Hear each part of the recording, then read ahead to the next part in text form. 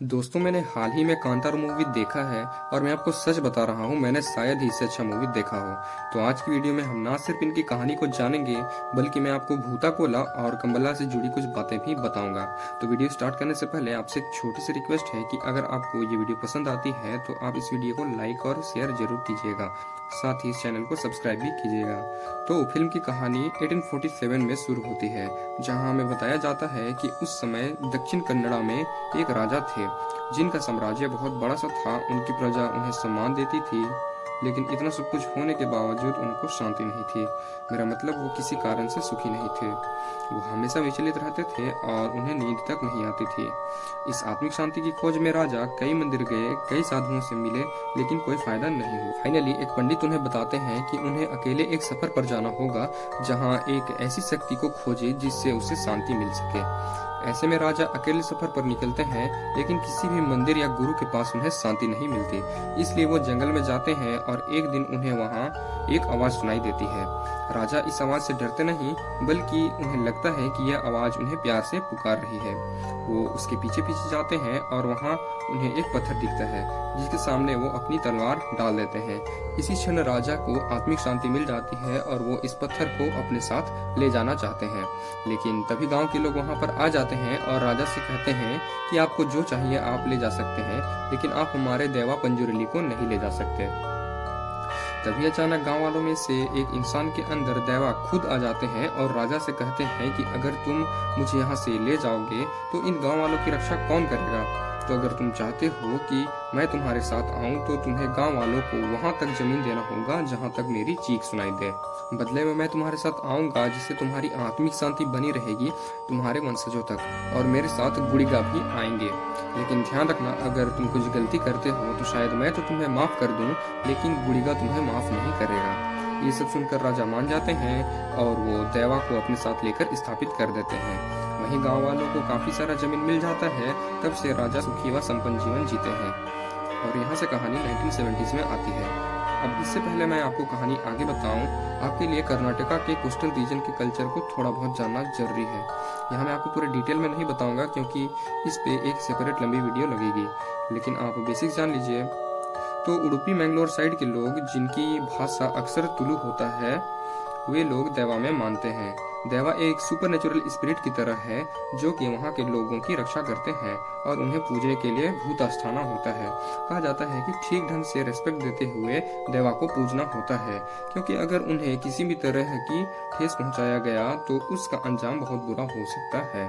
अब इसी कल्चर का पार्ट है भूता कोला, जिसमें परफॉर्मर या नृत्यज्ञ, हम बोल सकते हैं, वो तैयार होकर परफॉर्म करता है और इस नृत्य के दौरान देवा उसके अंदर आते हैं। ये परफॉर्मर या कहीं नृत्यज्ञ एक ही फैमिली से होते हैं, जो कि पीढ़ी दर पीढ़ी ऐसा करते आए हैं, और इसके दौरान देवा लोगों को ब्लेस करते हैं। कुछ केसेस में देवा भूता कोला के दौरान ही लोगों के पर्सनल समस्याओं या गांव के समस्याओं को सुलझाते हैं। अब तुनुदाड़ू में लोग कई देवाओं को मानते हैं और हर एक देवा की अपनी एक कहानी होती है। फॉर एग्जाम्पल, पंजुरली, गुड़िगा, कलकूड़ा इत्यादि। फिल्म के शुरुआती सीन में भी गांव वालों में से एक आदमी, जिसे देवा पोजेस किए थे, वो एक जेनरेशनल परफॉर्मर रहा होगा और देवा उसके जरिए ही लोगों से बातें करते आ रहे होंगे। ये कस्टम आज भी फॉलो किया जाता है और इसकी कुछ ऐसी अमेजिंग रियल स्टोरीज हैं जो आप सुनेंगे तो आपको भरोसा नहीं होगा। चलिए, अब जब आपको कोस्टल एरिया के कल्चर के बारे में थोड़ी बहुत जानकारी हो गई है, आप फिल्म की कहानी को आगे ठीक ढंग से समझ पाएंगे। 1970s में उसी गांव में एक भूता कोला हो रहा था, जहां शिवा नामक बच्चे के पिता परफॉर्म कर रहे थे। कोला के दौरान हम देखते हैं कि उस राजा का वंश, यानी उसके बेटे का बेटा या ऐसा ही कोई जनरेशनल वाला होगा, वो गांव वालों से जमीन वापस लेने के फिराक में होता है। वो कहता है कि वो कोर्ट जाकर सारा जमीन अपने नाम करा लेगा, और इस पॉइंट पर परफॉर्मर के अंदर देवा आते हैं और वो कहते हैं कि तुम्हारे वंश की शांति के लिए ये जमीन गाँव वालों को मिला था, तो अगर तुम्हें जमीन चाहिए तो मिल जाएगा, लेकिन तुम्हारी शांति भी खत्म हो जाएगी। अब ये सब सुनने के बाद भी वो इंसान ना तो देवा को मान रहा था, मोरओवर वो ये तक कह देता है कि ये बातें देवा बोल रहे हैं या फिर नृत्यज्ञ बोल रहे हैं। इस पॉइंट पर देवा क्रोधित हो जाते हैं और कहते हैं कि तुम्हारा फैसला तो कोर्ट की सीढ़ियों पर ही हो जाएगा, और रही बात मैं देवा हूँ या नृत्यज्ञ, तो अगर आज के बाद मैं तुम्हें कहीं दिख गया तो समझना मैं नृत्यज्ञ वरना देवा। ऐसा कहकर शिवा के पिता मसाल लेकर जंगल में दौड़ जाते हैं और एकदम से गायब हो जाते हैं। इस दिन के बाद शिवा के पिता को कोई नहीं देखा। और रही बात उस राजा के वंश की, तो वो इंसान सच में कोर्ट की सीढ़ियों पर खून की उल्टी करके मर जाता है। अब यहाँ से कहानी 1990s में आती है, जहाँ शिवा बड़ा हो चुका है और हम उसे कंबला में पार्टिसिपेट करते देखते हैं। अब जिन्हें कंबला नहीं पता, मैं उन्हें शॉर्ट में बता दूं कि ये एक भैंसों की रेस है, जिसमें भैंसों के मालिक भी उसके साथ राइड करते हैं और जो सबसे कम समय में एक निश्चित दूरी को पूरा करता है वो जीत जाता है। तो इस रेस में शिवा काफी तेज भागता है और जीतना भी उसे ही चाहिए था, लेकिन बेईमानी करके वहाँ के जमींदार के भैंसों को जिता दिया जाता है, जिस वजह से शिवा जमींदार के लोगों से भिड़ जाता है। अंततः जमींदार शिवा को ही मेडल और पुरस्कार देते हैं और वो अपने आदमियों पर बेईमानी करने के लिए गुस्सा भी करते हैं। अब इस पॉइंट पर मैं आपको फिल्म के कुछ कैरेक्टर्स के बारे में बता देता हूँ, ताकि आगे आपको चीजें आसानी से समझ में आ जाए। तो सबसे पहले तो शिवा है, जिसके पिता भूता को ला के वक्त 20 साल पहले गायब हुए थे। यानी शिवा जिस फैमिली से है, वही फैमिली पीढ़ी दर पीढ़ी इस परंपरा को करते आ रही है। यह परंपरा के हिसाब से शिवा को ही भूता कोला करना चाहिए था, लेकिन वो एकदम पियंकड़ और निकम्मा टाइप हो गया था, इसीलिए उसका भाई गुरुआ परफॉर्म करता था। इन दोनों की माँ भी थी, जो हमेशा शिवा और उसके दोस्तों को डांटती थी। शिवा के दोस्तों के नाम रंपा, बुल्ला, लच्चू, नारू आदि थे। शिवा की लव इंटरेस्ट है लीला, और गांव के फॉरेस्ट को प्रोटेक्ट करने के लिए जिन्हें अपॉइंट किया गया है, उसका नाम था मिस्टर मुरली। अब जिस जमींदार के बारे में हमने अभी भी बात किया है, वो राजा के ही वंश का है। ये जमींदार अभी तक तो सही लग रहा था, और उसके साथ सुधाकर नाम का एक बंदा रहता है, जिससे कंबला के वक्त शिवा भिड़ गया था। तो कहानी में हम आगे जान पाते हैं कि शिवा और उसके दोस्त उस जमींदार का छोटा मोटा काम कर देते थे, चाहे वो लीगल हो या इनलीगल। फॉर एग्जाम्पल, किसी जंगली सुअर को मार देना, शिकार करना, पेड़ वगैरह काटना इत्यादि। और ऐसे में जमींदार उन्हें कुछ पैसे दे देता था या फिर दारू वगैरह पिला देता था। लाइफ सही चल रही थी, लेकिन नया इंस्पेक्टर मुरली इनकी नाक में दम कर रहा था। वो गांव वालों को पेड़ वगैरह काटने से रोक रहा था, उनके कल्चर को भी नहीं मान रहा था, और वो शिवा को उसके गैंग के साथ शिकार करते पकड़ना भी चाहता था। ऐसे में शिवा और इंस्पेक्टर का सामना एक दो बार हो जाता है और उनका झगड़ा भी हो जाता है, और ऐसे में हम समझ पाते हैं कि ये दोनों एक दूसरे के दुश्मन बन चुके हैं। बेसिकली कहा जाए कि इनके बीच तनाव बढ़ जाती है, और सब कुछ प्रॉब्लमेटिक तब हो जाता है जब इंस्पेक्टर इस पूरे एरिया को रिजर्व फॉरेस्ट घोषित करने में तुल जाता है। इस सब के दौरान हम देखते हैं कि शिवा को बार बार अपने पिता के गायब होने वाले दृश्य सपने में आते थे। और एक बार दोस्तों, जंगल में एक जंगली सुअर दिखता है, जो कि गगरा और ऐसे ही आभूषण पहने हुए थे। बीच में इनकी वो कोई नॉर्मल सुअर नहीं था। इन सब के अलावा शिवा को कई बार अपने सपने में दैवा भी दिखते थे। खैर, कुछ दिनों के बाद लीला गांव में वापस आती है और हमें पता चलता है कि वो पुलिस ट्रेनिंग वगैरह लेकर आई है। शिवा और लीला के बीच में नजदीकियां बढ़ जाती हैं, और शिवा जमींदार से बात करके लीला को पुलिस की नौकरी लगवा देता है। अब नौकरी के पहले दिन ही गवर्नमेंट के आदेश पे फॉरेस्ट एरिया को नापने वे लोग गांव में आते हैं। जिसके जिसके घर इनलीगल तरीके से इनलीगल एरिया में बनाए गए थे, अकॉर्डिंग टू गवर्नमेंट उन सब की रिपोर्ट वे सरकार को देते। ऐसे में गांव वाले पुलिस वालों से भिड़ने लगते हैं, और तभी शिवा वहां आकर पुलिस से हाथापाई कर लेता है। इस लड़ाई में पुलिस वाले शिवा को बांध देते हैं, और लोग सुधाकर के लेबरों की मदद से इनलीगल एरिया को मार्क कर देते हैं। अब इस घटना से गांव वाले एकदम परेशान हो गए थे। इनफैक्ट वो लोग अब लीला को भी टॉन्ट करने लगते हैं, क्योंकि लीला भी पुलिस के साथ थी, नोइंग द फैक्ट कि वो उसका पहला ही दिन था। अब इस पूरे समस्या को हल करने के लिए जमींदार एक वकील को बुलाता है, जो कि गांव वालों की जमीन के पेपर्स या तो वैलिडेट करा के देंगे या फिर उनके पेपर्स बनवा देंगे, अकॉर्डिंग टू वो कहाँ रह रहे हैं। वकील एक एक करके सबसे पेपर्स पर अंगूठा लगवाता है, क्योंकि ज्यादातर गाँव वाले जो थे वो पढ़े लिखे नहीं थे, और इंस्पेक्टर जोर जोर से अपने काम में लगा था। ऐसे में शिवा और उसके दोस्त इंस्पेक्टर से पंगा लेने लगते हैं। आई मीन कि वो शिकार करते हैं, वो और भी ज्यादा पेड़ काटने लगते हैं, ताकि इन सब से इंस्पेक्टर का तबादला हो जाए। मोरोवर शिवा कई बार सुधाकर और जमींदार के लोगों से भिड़ जाता था, लेकिन जमींदार उसे कभी कुछ नहीं बोलता था, क्योंकि वो अपने आधा से ज्यादा इनलीगल काम उसी से करवाता था, और वो शिवा के प्रति हमेशा अच्छा बिहेव करता था, जैसे उसे पैसे देना, दारू पिलाना आदि। तो एक दिन शिवा और उसके दोस्त एक बड़े से पेड़ को छुप कर काट रहे थे, जब सुधाकर पुलिस को इनकी लोकेशन बता देता है। पुलिस फौरन वहां पहुंचती है, और हड़बड़ी में वो बड़ा सा पेड़ पुलिस की गाड़ी के ऊपर गिर जाता है, जिससे जीप में बैठे सभी लोग घायल हो जाते हैं। इस घटना के बाद शिवा पे अटेम्प्ट टू मर्डर का चार्ज लग गया था, और ऐसे में वो जंगल में अपने दोस्तों के साथ छिपकर रहने लगता है। पुलिस शिवा और उसके दोस्तों को हर जगह ढूंढ रही थी, और इसीलिए शिवा को छुप छुप कर गाँव में आना पड़ता था। ऐसे ही शिवा जब एक बार लीला से मिलने आता है तो वो पकड़ा जाता है। ऐसे में उसे और उसके साथियों को जेल भेज दिया जाता है। अब उस रात गुरुआ एकदम रात में उठकर जमींदार को फोन करके सब कुछ बताता है और कहता है कि उसे सब कुछ ठीक करना होगा, और जमींदार उसे कहता है कि वो सब कुछ ठीक कर देगा। पर आने वाले समय में चीजें बद से बदतर हो रही थी। शिवा और उसके दोस्त जेल में ही थे और पुलिस अब भी पूरे एरिया को रिजर्व फॉरेस्ट घोषित करने में तुली थी। तो जमींदार एक दिन अपनी जीप में कहीं जा रहा होता है तो उसे रास्ते में गुरुआ दिखता है।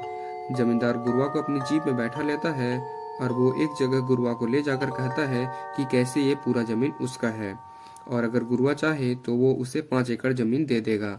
बदले में गुरुआ को अपने परफॉर्मेंस के समय बस ये बोल देना है कि वो सारा जमीन जमींदार को लौटा दे। जी हाँ दोस्तों, यहाँ हमें जमींदार का असली खेल समझ में आता है और गुरुआ ऐसा करने से मना कर देता है। गुरुआ कहता है कि दैवा कभी ऐसा होने नहीं देंगे, और ये सुनकर जमींदार गुरुआ को ही मार डालता है और सुधाकर की मदद से गुरुआ की लाश को ठीक वहीं पर छोड़ देता है जहाँ भूता कोला हुआ करता था। गांव वाले गुरुआ को मृत पाकर बहुत परेशान होते हैं और अगले दिन जमींदार उनके पास आकर संतवाना जताने लगता है, जैसे कि उसे पता ही ना हो कि गुरुआ को किसने मारा है। दूसरी तरफ इंस्पेक्टर को पता चलता है कि जमींदार ने वकील की मदद से गांव वालों का पूरा जमीन अपने नाम करवा लिया है और अब लीगली सब कुछ जमींदार का हो चुका है। गांव वाले पढ़े लिखे नहीं थे, जिसका फायदा उठाकर जमींदार लीगली जमीन को हड़प चुका था। ऐसे में इंस्पेक्टर डिसाइड करता है कि वो गाँव वालों की मदद करेगा, और इस पॉइंट पर हम समझ पाते हैं कि इंस्पेक्टर कोई बुरा आदमी नहीं था, बल्कि वो फॉरेस्ट को बचाना चाहता था, चाहे उसके लिए उसे किसी से भी भिड़ना पड़े। एनीवेज, इसके बाद गांव वाले गुरुआ की मौत की खबर जेल में शिवा तक पहुंचाते हैं और ये बात पता चलते ही शिवा एकदम से टूट जाता है। यहाँ मैं आपको बता दूं कि जिस दिन गुरुआ मारा गया था उसी रात शिवा को एक सपना आया था जिसमें गुरुआ देवा के रूप में उसके सामने रो रहा था। Moreover through out the movie Shiva को हमेशा देवा के सपने आते थे। खैर, कमिंग बैक टू स्टोरी, जमींदार को लगता है कि शायद इंस्पेक्टर उसके काम में टांग अड़ाएगा, इसलिए वो शिवा को जेल से छुड़ाकर यह कह देता है कि गुरुआ को इंस्पेक्टर ने मारा है। ये सुनकर शिवा तुरंत लोहार के पास जाकर अपनी तलवार शार्प करने लगता है ताकि वो इंस्पेक्टर को मार डाले। लेकिन यहाँ लोहार शिवा को बताता है कि जिस दिन गुरुआ मारा गया था उसी दिन उसने गुरुआ को जीप में जमींदार के साथ देखा था और वापस आते समय जमींदार अकेला था, यानी गुरुआ को जमींदार ने मारा है। शिवा इस टाइम पे नशे की हालत में था, लेकिन वो ये बात समझने लग जाता है और इस बात की कंफर्मेशन तब मिल जाती है जब जमींदार के आदमी शिवा को भी मारने की कोशिश करने लगते हैं, इंक्लूडिंग सुधाकर। इस लड़ाई में शिवा उन पर भारी पड़ता है और लड़ाई के बाद वो जमींदार को उसके ही घर जाकर धमकाता है। इसके बाद शिवा गांव की तरफ अपनी बाइक से बढ़ता है, जहां रास्ते में उसे देवा दिखते हैं, जिससे शिवा का एक्सीडेंट हो जाता है। शिवा एक मसाल लेकर जंगल में जाता है, जहां उसे वही घनों वाला सुअर दिखता है और उसका पीछा करते हुए शिवा ठीक उसी जगह पहुंचता है जहां उसके पिता गायब हुए थे। यहाँ शिवा को देवा की आवाज सुनाई देती है जो कि उसका मार्गदर्शन करते हैं।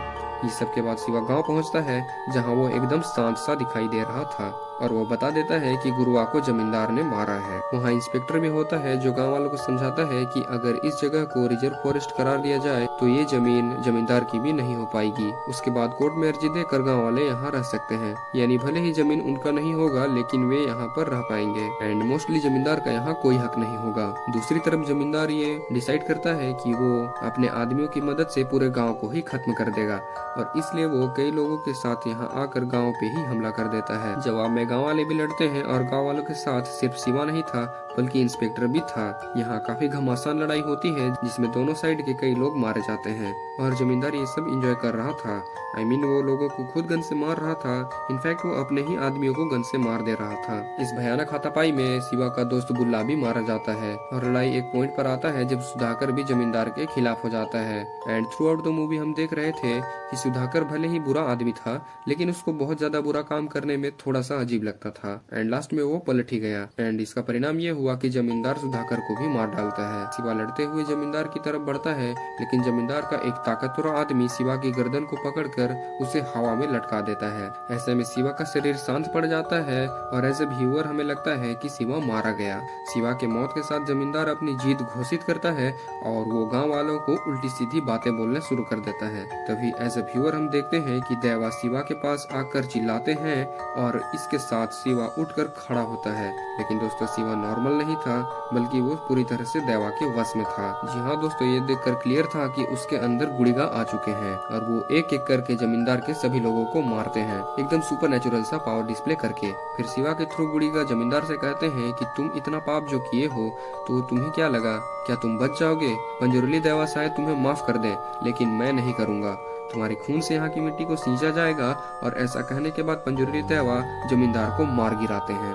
ट्रस्ट में ये जो 20 मिनट का एंडिंग सीन था उसमें आपके रोंगटे खड़े हो जाएंगे। ऐसी परफॉर्मेंस है, ऐसा म्यूजिक है, ऐसे विजुअल्स हैं। खैर कहानी कुछ दिनों के बाद की दिखाई जाती है, जहां हम शिवा को भूता कोला करते देखते हैं और वो इंस्पेक्टर और बाकी गांव वालों को यहाँ का भार सौंपते हैं। यहाँ लीला प्रेग्नेंट थी, विच मीन की लीला के पेट में शिवा का बच्चा था। एंड देन शिवा ठीक अपने पिता की तरह जंगल में भागता है।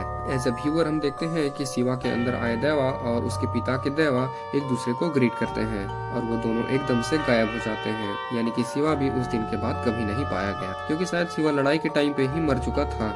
उसे ये एक्स्ट्रा जिंदगी देवा दिए थे ताकि वो अपना काम पूरा कर सके। क्रेडिट सीन में शिवा का बेटा बड़ा हो चुका है और उसे शिवा के दोस्त उसकी कहानी सुना रहे हैं। अब आगे चलकर शिवा का बेटा भी भूता कोला में नर्तक होगा और उसके अंदर भी देवा आएंगे। यहीं पे फिल्म खत्म हो जाती है। तो दोस्तों ये थी कांतारा फिल्म की कहानी। एंड ट्रस्ट मी कि ये one of the best movie है जो मैंने अब तक देखा है।